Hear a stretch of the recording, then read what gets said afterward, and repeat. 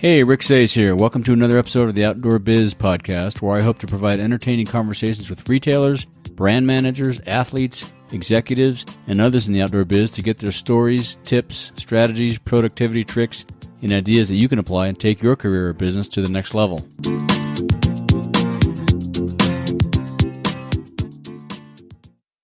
Welcome to the Outdoor Biz Podcast. Merry Christmas and Happy New Year, everyone. We're taking some time off to enjoy the holidays with friends and family, and we'll be replaying 3 of our most popular episodes at the end of the year: Tim McGuire, Mike Wallenfels, and Deanne Buck. We'll also be working on some updates to the podcast for 2018 with a couple of exciting episode additions each month. Thank you so much for listening and your support, feedback, and encouragement. This podcast has been a blast to produce. I've enjoyed speaking with everyone, and I'm looking forward to more in 2018. See you next year. Hey, Deanne, good to chat with you again. Your first launch of your episode had 300 downloads, so since I'm taking a couple weeks off over the holidays, I thought I'd re-release it and have a couple more questions for you. That's great. So you're kind of doing the best of to end the year. Exactly. There's 3 of you guys that had huge downloads, so it's the best of. Exactly. Yep. So first question is, what have you been up to since we spoke in September? That was after the show. Yeah, so fall is actually a great time for us. We try to end the year strong, which we did this year. We're continuing to ramp up our CEO pledge signers. Oh, cool. We're up to 75 now. Nice. And I can't remember how many we had when I spoke with you. Yeah, I don't remember. And then we're also, we finished out an amazing year with our Camber exchanges. What was great this year is we went into new, what we're calling territories or areas. Mm-hmm. And just to give you a great example, because I know you're going up to Oregon for the holidays. Cool, yeah. We had 2 in Bend, and I think we had over 100 people at each event. Wow, awesome. And that is just such a great way to bring the Camber community together and let other people know about what an awesome industry. We'll have to do an Outdoor Biz Live at one of those events. That'd be super fun. That would be great. I have one already mapped out for you. Cool. Perfect. Mm-hmm. That'd be a blast. And it's close to you. It'd be in San Francisco. We're doing a joint one with Excellent. Outdoor Afro. That'd be awesome. Outdoor Afro, and Mountain Hardware. Oh, so cool. Yeah, awesome. Count me in. We'll put it on the books. Perfect. Be great. And then we also, and really quickly, we finished up our mentoring program. So this is just an amazing program where we partner women who are at the manager or director level with women who are at the VP or higher level. That's awesome. And last year we had 35%, a little upwards of 35% got promotions while they were in the program. Wow. And so we ended that and we started a new one. And the women just found out last week that they were accepted. And so we'll be kicking that off in 2018. Very cool. You going to announce that at the show? That'll be awesome. We will. Yeah, we cool. will. Awesome. Cool. And what else are you excited about for 18? So 18, we're kicking off really strong. We have our keynote, which is on day 3 of the OR Snow Show on Saturday morning, at 7 a.m. Ooh. So hopefully everyone can get up and join us, but it'll be worth it. Right now we have Jerry Stritsky, CEO of REI. Awesome. We have Donna Carpenter, CEO of Burton Snowboards, and we have Sally McCoy, former CEO of Camelback. Yeah. And we'll be doing a kind of a conversation with them. We're hitting the 3-year anniversary of our CEO pledge. And then shortly before the trade show and our keynote, we will be launching a white paper in partnership with Heidrick & Struggles. Okay. So there'll be more about that coming out, but your listeners get a little bit of a sneak preview. Yeah. We'll be tuned in for that, folks. And if any of you are going to OR, make sure you hit that Saturday morning event. And when you're done with that in the afternoon, I'm hosting a panel on how to thrive, not just survive in the age of Amazon for retail with a few that's retailers. Great. Well, I'm going to check. I'll check yours out if you check mine. You got it. Yep. Count on it. Okay. And what are you doing for the holidays? So that is a great question. I have recently taken up this new sport called aqua jogging. So it's cutting edge. As one person said, I'm a cutting edge athlete now. In October, I was bouldering and I fell and really didn't think much about it. And I ended up tearing my plantar fascia.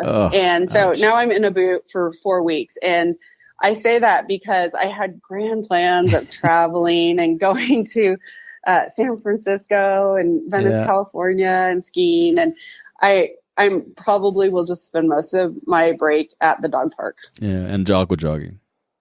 And aqua jogging. And that's running in water. Is that what that is?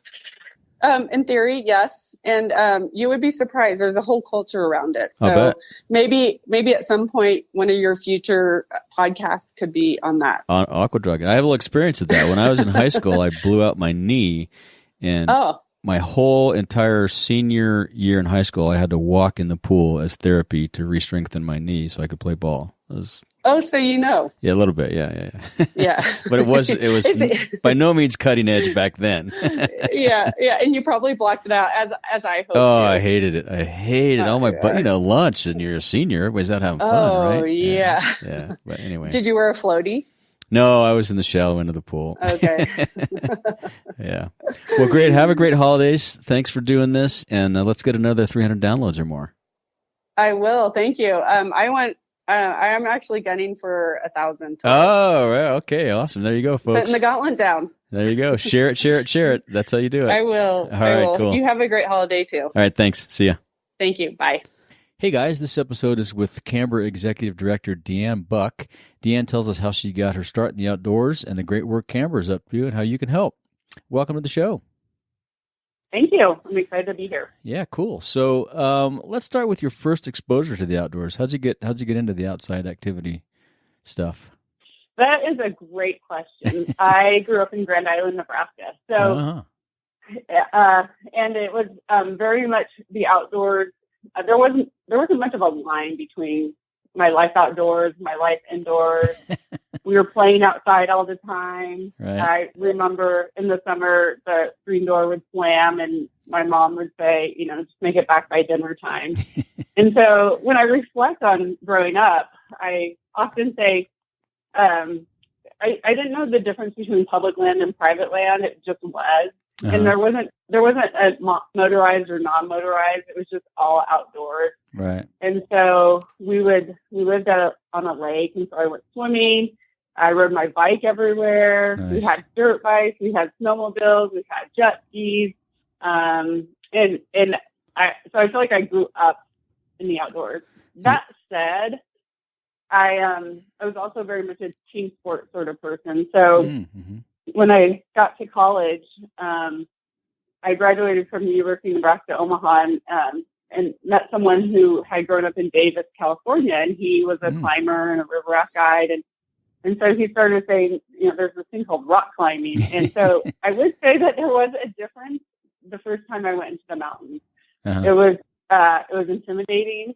I didn't know how to find a trail. Right. But I really did find that I started to very quickly really focus my life around my love for being outdoors and for the mountains and trail running. And so it's very much, the outdoors has very much been a part of my life, my entire life. It's just come in many different iterations. Right. I think that's true for a lot of us. I grew up in kind of the same way, right? My mom said, come home and the streetlights go on. And exactly. Yeah, and I think the team. And you come home to get dinner to go play kick the can, right? Exactly right. Yeah, and then we'd beg to go back out after dark. Yeah.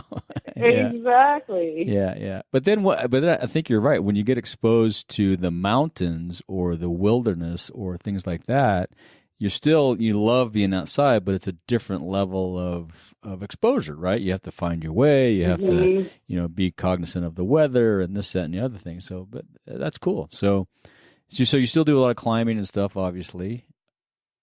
I do. Yeah, I would say my main activities right now are climbing and trail running. Nice. I love to cross country ski and ski in the winters. Yeah. Yeah, so I think I feel like my life kind of it contracts and expands. Yeah. And right now work is a very strong focus of what I do, and I make time every day to get outside because I have a 100-pound dog who would revolt against me if I did. Nice, yeah. That'll keep you busy. Exactly, yeah. So yeah, absolutely. So what was your first more traditional outdoor job? Did you work retail or what'd you do?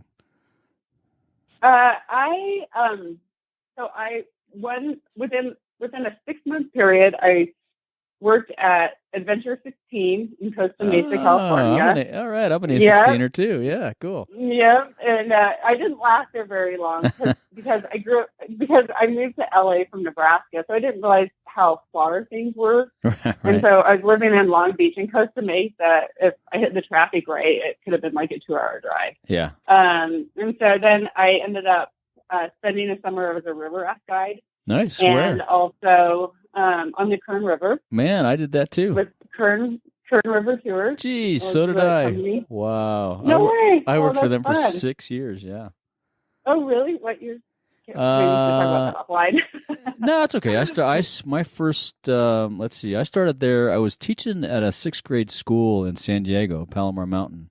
Mm-hmm. And guy asked me, what are you going to do for the summer? And I thought, I don't know. I haven't thought about it. So he invited me to go help him run this adventure camp. But I had to go to guide school. And once I went to guide school, that was over. I'm going to be a river guide. It was just amazing. So probably 1984 to 1989, something like that. Yeah. Got it. Yeah, I was there in 94, I think. Nice. Cool. Mm-hmm. And then I worked at a climbing gym. It was in 94 as well. It was the Rock Gym in Long Beach, California. Right. So those were the bones of my outdoor career. So that was your formative traditional outdoor career. And then how long? You've been at Camber, what, about 4 years now? I've been 5 years. 5 years, wow. My 5-year anniversary. Mm-hmm. Right on, awesome. So for listeners that don't know, why don't you tell them a little bit about Camber?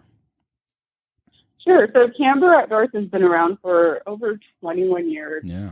And when we started, we were founded by Ann Kerchak, who's now at the North Face, and Carolyn Cook, who founded a company called ISIS. And they were very much interested in ensuring that the women who were in the industry stayed in the industry and wanted to create opportunities for women to mentor each other, to understand when positions and leadership opportunities were opening up. And for the first, I would say, 14 years of our existence, we were very much focused on once a woman got a job in the outdoor industry, then the organization was providing resources to her. And as we've grown, we've looked at other industries. I think one of the interesting things about the outdoor bike, run, snow industries is when a person's on the inside, we see distinctions that most people who participate in the activities that we love, right? They're fluid. They move between the activities. Exactly. And so we have a presence in all of those outdoor bike, run, snow industries. That's great. And about 6 years ago, our membership asked us to start looking at how do we work with our companies to understand opportunities internally for them to create workplaces where women thrive, and where inclusion is a priority. And then I was able to step into the leadership position as the executive director 5 years ago, right around that change. Nice. And since then, we still have our mentoring program where we pair manager or director level women in our member companies with VP or higher level women in other companies for a 9-month mentoring. We're launching a Women on Board program. So we're still very much providing leadership opportunities for women who are in our industry, but we've added multiple layers now to the work we're doing. So we launched a CEO pledge, and we asked our CEOs and presidents of our companies to sign a pledge committing to women's leadership as a strategic priority for their company. And you guys have grown that a ton in the last couple of years. Yeah. When we did that 2.5 years ago, there were 12 companies, and we have, I think, 75. Nice. That's great. And one of the things I'm most proud about is we are the only industry that has a CEO pledge. Yeah. And since we've launched our pledge, there's been 4 or 5 other pledges, similar pledges that have come into existence, and they're all Fortune 500 companies. So wow, that's great. I think the industry should be proud of itself, because I feel like the outdoor industry is a great place for a lot of reasons. And one is because we challenge ourselves to challenge the status quo, and the CEO pledge is a great example of that. Yeah, well, you guys should be proud of that too. That's a great program. Yeah. Oh, thanks. Yeah. And then we also launched something 2.5 years ago as well called Pitch Fest. And so when I think about the work of Camber Outdoors, we're thinking, how do we create an industry where women thrive at every level, including as entrepreneurs? And so we build programming to really support that. That's awesome. Yeah, you guys are doing a great job, shifting the needle and moving it forward. And I think you're right. The outdoor industry is on the forefront of that. It's great that we now have the OIA research so we can, better peg our actual numbers and get more specific about what we do. That's going to help us a lot moving forward, I think. Oh, I agree.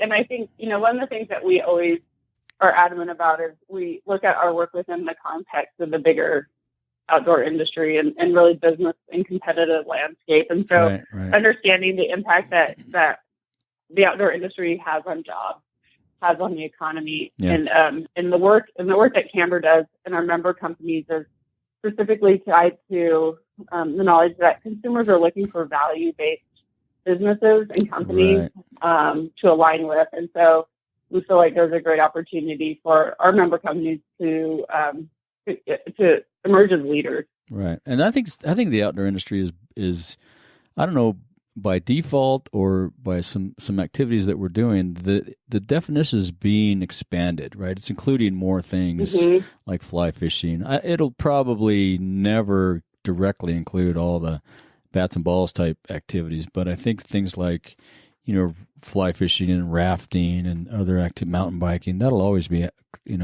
affiliated with the outdoor industry, which is great. I think the bigger we get, the better. So I agree 100%. And I also think, again, going back to both of our childhood, I think that close to home is also outdoors. Yeah. And for us as an industry, embracing that is important. Well, that's a beauty outdoors. Fortunately for me, my close to home is Boulder Trail. So. Yeah, mine's in Bishop, so exactly. We're both pretty lucky. But I think people are. It's going to the park. It's hanging out in the park to listen to a concert or other more not as adventurous activities, but they're still outdoors, and I think that's fabulous. It's great that we continue to do that. I agree. Yeah. So you shared a bunch of great successes. What have been some of your biggest challenges at Camber? I think what's the saying? Your eyes are too big for your stomach. Is that right? Yeah. I would say the challenges are around wanting to do everything. Yeah. Understanding when to wanting to do no. everything tomorrow. I suffer from that. Exactly. Or yesterday. Yeah, right. Understanding how to grow a business.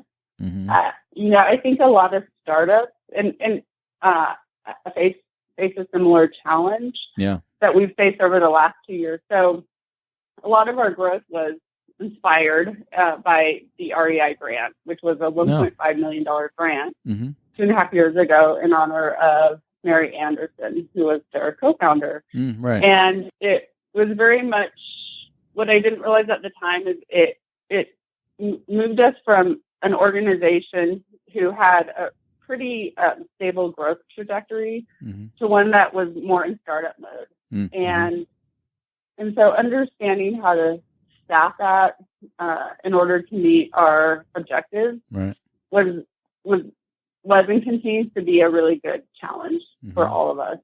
And so again, I think the lessons learned are we don't have to do it all today, and it's okay to build a foundation and to pace ourselves. Right. And startup mode seems to be a different pace than once you've been in business for 10 years and you're kind of humming along, right? I mean, it's just things keep just coming at you. It's like waves on the beach. Boom, boom, boom. What's next? What's next? What's next? Absolutely. And I think probably a lot of startups also face a similar challenge in that you're trying to, or at least we were trying to figure out and continue to still try to figure out how do we leverage the investment of REI in order to build a sustainable business model. Right. And where are those points of intersection around growth, around funding, around resourcing, what's resonating with our consumer. And so they're all really great problems to have, but you're right. It is different than just, a 5% growth every year. Right. Yeah, exactly. So tell us a little more about the professional mentoring program. That's an awesome program. It's been going for a while. Did you tighten it up a little bit in the last 4 years, or what changes did you make? That's a great question. So we started it 4 years ago. We piloted it. It was a pilot program. So we picked 5 mentors and 5 mentees, and these were people that we knew, and we tried to look at different ways to match them up. Some were close to each other. Some were within the same business enterprise, just to understand where the opportunities and where the kind of the best results would come from. And so from there, we've been evolving the program every year based on feedback, and like you said, tidying it up. And so we've had 100 women who have gone through the program. Oh, wow. And, awesome. And we have a lot of the same repeat mentors. Some of the biggest successes are when we have a mentee who then becomes a mentor. Oh, I bet, yeah. So, and when we were launching it, we thought that we tracked the participants at least 5 years out to understand their career trajectory. Oh, and cool. we thought that it would be at least a year before we were seeing any advancement opportunities. And last year, 39% of the participants had advancements while they were in the program. Wow, that's great. And so the great thing is it's an opportunity, because a lot of our companies are, a little bit smaller and maybe don't have the resources to have a really strong internal professional development program. Right. This really supplements a lot of their efforts. Even our larger companies find value in it. And one of the things that we're trying to really convey to women who are looking at the outdoor industry as a career opportunity is that there are multiple touch points for them when they come into the industry, and we're committed to their success, both at a company level and at an industry level. That's awesome. Yeah. And so it sounds like you went from the first 5, you've expanded that to like about 20 mentors annually, or is there a specific number on it? Or how do you choose? How does that come about? Absolutely. So we have roughly 25 to 30 mentors right now. Okay. I think in the next few years, we'll be looking at adding men as mentors. Oh, cool. We're not quite there yet, but we have a lot of men who are interested, and I think that it's a great way to really expand our mission and our work so that everyone feels like they can participate in its success. That's a great idea.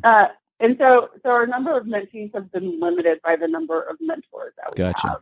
And so as we look to, as we look to expand the program, bringing men in, and also the more successful we are with our mentees moving up into leadership positions, the more mentors we will have. Yeah, exactly. If they mentors keep becoming mentees, then that's going to be a quickly growing program, it sounds like. Exactly. Right. Exactly. So who are some of your mentors? Some of my mentors. So a mentor who's no longer with us in person is Doug Walker. He was the chair of the Alpine. He was the chair of the Alpine Club, American Alpine Club. And he was an advisor for me, and someone who came from the tech industry, but had a passion and love for the outdoors. And so I would say that he was someone who I turned to a lot when I had questions or was curious on how I was showing up somewhere. Awesome. So yeah, he's definitely someone who I hold close as a mentor. And then I think that my mentors come in many different shapes, sizes, and in sometimes unexpected places. But I look to other executive directors who I feel like have skills and can bring a different a different perspective to their job than I can. So Phil Powers of the American Alpine Club, I would consider a mentor.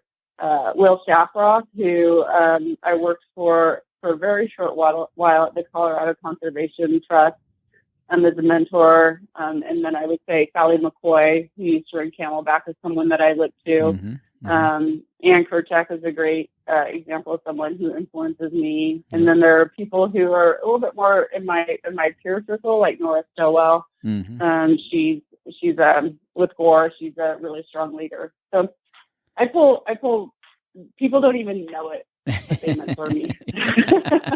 Well, that's good because that's a great approach because you can learn a lot of different things from a lot of different people, and like you say, sometimes unexpected places, right? You just like, wow, I didn't see that coming, but that's awesome. Yeah, that's great. Very cool. I would think one who I definitely need to mention is Rue Mapp, who leads Outdoor Afro. She's probably one of the most powerful and inspiring leaders that I've met. So awesome. I love, anytime I spend time with her, I just try to like sponge up her energy and her focus. Yeah, that's what's been great about this podcast. It's been enlightening and learning for me, just getting exposure to all these great folks and asking these questions. It's super fun. I'm sure. Can I trade places with you for a day? Yeah, sure. Okay, great. We'll pick a time. You can interview me. Okay, perfect. We'll have a guest host. That's not a bad idea. I like that. Oh, yeah, that'd be fun. Very cool. Maybe I could interview you. Yeah, you could be the first guest host. Okay. There you go. We'll do it. All right. So how can outdoor brands and retailers have more impact on the public lands issues today? I've asked this question of obviously a lot of folks, and it just seems like it's becoming, it's a moving landscape. The fight changes every day. The battle changes every day. And we do, have a huge voice in this. And I was talking to John Sterling the other day. I think his episode dropped today. And, for a guy like me growing up in California, I'm so used to public lands, I wouldn't know anything but public lands because probably 90% of the areas I recreate for my entire life have been on public lands. And for that to even be questioned is just shocking. So I just feel like we somehow have an opportunity to have a stronger, louder voice. What are your thoughts on that? I think there's probably multiple layers and approaches to the public lands issue. And so when I was submitting my comments, I actually went back to growing up in Nebraska. And I didn't know that when my family traveled to Winter Park that I was on Forest Service land. But I did know, or, when we traveled to South Dakota, that we were in the national monument. But I did know that for someone who was in an area where there wasn't a lot of public lands, it was a place where we would vacation to. And I think there's a role in connecting the dots to people who live in more urban areas that, while they might not visit public lands on a daily basis like I do, that they are there for everyone, and they are a resource for us all, and they're part of I feel like it's part of our collective identity as Americans. Yeah, exactly. Around public lands. And so I also think that there's so I think one is just bringing it home a little bit more. And then I do feel like there's an opportunity as well to tie the not just the recreation jobs, but the jobs that are supported the gas stations or the gateway jobs, right? Yeah, exactly. And that, a lot of times those are, I grew up in a blue collar family, and so the fact that while someone might not be outdoor recreating all the time, their livelihood might be dependent on the fact that those resources exist. And so I also think that there's an opportunity for the outdoor industry to shine a light on the multiple kind of aspects of jobs that depend on public lands. No, that's a good point.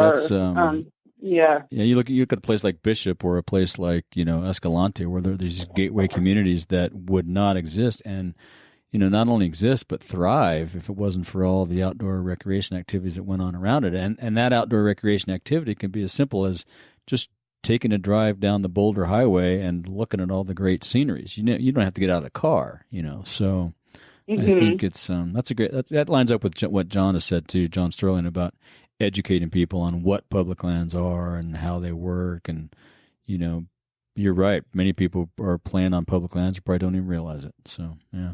Absolutely. And I think too, like it's almost the, what we were talking about earlier, how when we get inside the industry, we're insular and we're like, I'm in the outdoor industry, I'm in the bike industry, I'm in this. And I think a lot of times when, I worked at the Access Fund and the Alpine Club on public land issues. And we, as one of those, kind of like a policy geek at one point, getting obsessed about the nuances of the Forest Service and the BLM right. and who owns what. But the consumer, the participant, just knows that they can go for a hike. Exactly. And so yeah. I think it's also making it as easy as possible for them to connect. Yeah, no, that's good. That's a great point. Yeah, I think you're right. They don't even know. Driving up 395, they know they're looking at beauty, but they don't have any idea exactly who owns it or why or how you play on it. That's a good point. Yeah. So you guys have a great job board that I was checking out. What opportunities do you see in the outdoor biz for young people today, just starting out? Oh, that's a great question, and thanks for bringing that up. We were just talking as a staff about our job board. So that's awesome. I was checking it out today. It's very well laid out and very thorough. I mean, it's one of the cleanest ones I've seen. Well, we were looking at updating our website because we changed our name, and we were looking at a new job board, and we were thinking about doing a WordPress plugin, and then begging all of our member companies to put their jobs up on the other tens of millions of things that they had to do. Yeah, those guys are busy. So as we were doing that, I live in Boulder, so I started talking to some friends about the opportunities. And there's a company who just went through TechStars, which is an accelerator for tech companies in Boulder called Monday. Cool. And the founders had founded an organization called Rework a couple of years ago. And so this is their second iteration. And as they were looking at going through TechStars and what their positioning was, we were looking at building a new job board. So we were able to get in with them pretty early, and we've been piloting with them. So I feel like they've been an awesome partner to help figure out what the right job board is. So very cool. Basically, when it's only available for member companies. I'm going to give you a little bit of background. It's only available for member companies. And so once they sign up, we have the technology to go in and scrape all of their jobs onto our job board. Oh, very cool. And our commitment is that the women and men, but the people who are looking at our job board, these companies are investing in workplace inclusion as a strategic priority. So when someone applies to those companies, they know that this company is committed to helping them excel and succeed as an employee. Right. And so that's a great way for job seekers to understand good companies to apply to. So it's a very curated list. Yeah, that's awesome. It is. And so then the hope is that they'll have a great experience. Yeah. And so I think there's a lot of ways that people can get into the outdoor industry, especially young people, making sure that they one is that they stay active and pursue their passions. Another is a great way to get involved in the outdoor industry and learn a lot about it is retail. I think I had a couple of retail jobs. I worked at Mountain Sports in Boulder and Adventure 16, and I still have friends from that period. Well, the A16 group, it's funny that you're an A16er because I told I worked at A16 for a handful of years way back in the day, and I told everybody, I love you guys, but I don't want to, have A16 after A16 after A16 on the podcast. That'll be seems too easy. That's so funny. But it's just, the industry is just so littered with folks that have come from, I shouldn't say littered, populated with folks that come from A16. And you're right, retail, doesn't matter which retailer you're at, it is still a good way to get started. Exactly. And I think volunteering, people volunteer for us. They can volunteer for IMBA, Access Fund, American Alpine Club. It's a great way to get to know people. And then, I think just applying and applying for jobs that you're interested, not giving up. And Camber has something called the exchanges. And so they're in cities all around the country. Oh, I've seen and that's that. also a great way for someone to come and learn about the industry and the company. Yeah, that's under the events section of your website, I believe, right? It is. Yeah, cool. Yeah, we'll put links to all that in the show notes, And it sounds like you have a lot of great stuff for people that are looking to grow their career, right? I mean, the mentoring program is awesome. So they should check out your website. And we have webinars. And so one of the things that we've tried to do with our webinars is focus them very much on leadership development skills. So this year we have someone who's talking about EQ, emotional intelligence. Yeah. We have a regular person, Beth Levine from Smart Mouth Communications. Once a year, she does a really great webinar for us on communication and how to parlay communication skills into leadership skills. So we have a webinar series that's relevant to both men and women, pretty much at any stage of anyone's career. That's awesome. And that's available. Yep, and that's available to all of our members. Cool. And they would find that on your website, or I guess keep in touch through the blog, they find that on our website. Yeah. Yep, in our events as well. Yeah, gotcha. So we have one coming up, I think, in maybe a couple of weeks with Cheryl Christie on EQ. Cool. Awesome. And so we talked about outdoor activities you still participate in. You still climb a little bit, trail running, all that. How about some favorite books? Are you a big reader? Do you listen on Audible? How do you get? I listen to a lot of podcasts right now. I feel like my brain is so full with work. It can be hard to shift gears. And so most of the books and the reading that I'm doing is really around business strategy and growth. There's this podcast that I love, and it's called Flow. I mean, I love the Wait, Don't Tell Me, the NPR News Quiz in This American Life. But there's one called On Being with Krista Tippett, and she has Being? both BEAM? BEING. Oh, gotcha. Being. Okay, yeah. And she has both in the podcast section, she has both an edited and an unedited version of her podcast. And so, cool. But it's really interesting because she has this array of guests. It can be scientists, it can be philosophers, artists, and she just has this wondering conversation with them. So cool! I'll have to check that out. I often put that on when I want to go for a long run and and try to become smarter. That's cool. I'll put that one in the notes. And how about your best outdoor gear purchase under $100? Or favorite? I would probably have to say, probably like my number 3 Camelot, because if I ever need it and have to rely on it, it's going to be the one that's bomber. But I also am a big fan of Brooks running shoes, and so I have multiple of those. Right. And we'll I keep cycling through on those. So we'll give you 2. We'll put both of those on the list. Okay. Okay. Great. And anything else you want to ask of our guest, our listeners? Not of our guests. What am I talking about? Of our listeners, our audience. Yeah. No, I think I think that the outdoors is kind of my the place where I find peace and I'm grounded and it makes my dog happy and I find myself on what kind of dog? Sorry, I gotta. Oh yeah. So I mean, he could be a whole podcast himself. That's His cool. name's Ali, like Muhammad Ali. Nice. And he weighs 100 pounds. Wow. And he's an Anatolian Shepherd. Oh, wow. And he's cornered a mountain lion. He's faced off bears. Yes. He's a badass. He's lived a very adventurous life. Very cool. Yep. Well, you have to send me a picture so I can put it on the show notes page of Ali. Oh, I will. And we're both at peace when we get outside. Yeah, so cool. I would say for everyone who's listening, the best thing you can do to conserve public lands is to enjoy them. Yep, I agree. Yep. And the best way for people to find you is through the Camber website or on LinkedIn?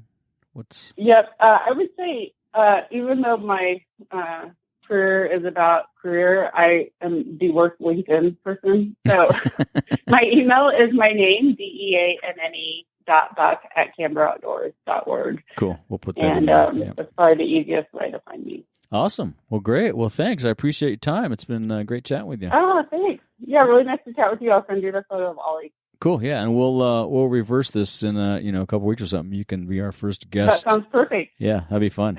Okay, sounds good. All right, thanks. All right, thanks. Yep. Bye. Bye. So that's great. Thanks. Oh yeah, thank you. What'd you think? Fun. I loved it. Good. But you're easy to chat with. So. Yeah, it's funny. I don't know how I stumbled into this, but I think I've struck a chord in the outdoor industry, and I everybody's giving me great feedback, so I'm going to keep doing it until somebody tells me not to. Yeah. No, I think it's good. And so let us know when you're going to push it out, and we'll be sure to push it out on our end. Yeah, cool. I'll send you the day before. I'll send you an email, and then the day of, I'll send you another email to have a bunch of easy share links, an embed code if you want to put it on your website. It looks like your episode is going to be, let's see, a couple weeks, September 14th. Okay, great. Yeah, but I'll send you links to all that stuff. I'll let Elizabeth know, and then if we can, and then just make sure you also, if you can, include Elizabeth on that email. I think you guys CC'd me on her, so yeah, I'll be sure and include her. Well, great, thanks. Sounds like you got a busy schedule, so I'll let you get going, but have a great day. Look forward to meeting you in person, either at the next show or next time you're in Bishop or I'm in Boulder or something. That sounds great. Thank you so much. All right, thank you. Bye-bye. Okay, bye. All right. I hope you enjoyed that conversation with Deanne Buck. You can reach out to Deanne via email at deanne.buck@camberoutdoors.org. That's DEANNE.BUCK, and Camber is CAMBER. You'll find links to all the info we discussed in the show notes at theoutdoorbizpodcast.com/episodes/033. I appreciate the support and feedback. Please be sure to share your favorite episodes on the socials. And until next time, thank you so much for listening. If you want more of the Outdoor Biz Podcast, you can subscribe on iTunes and Stitcher, or go to theoutdoorbizpodcast.com, where you find all the episodes, show notes, and much, much more. You can find us on Facebook and Instagram at The Outdoor Biz Podcast, Twitter at Rick_Saez, that's SAEZ, and my email is rick@theoutdoorbizpodcast.com. Thanks for listening and all the support, and a huge shout out to all my guests, and until next time, be sure to make time to get outside.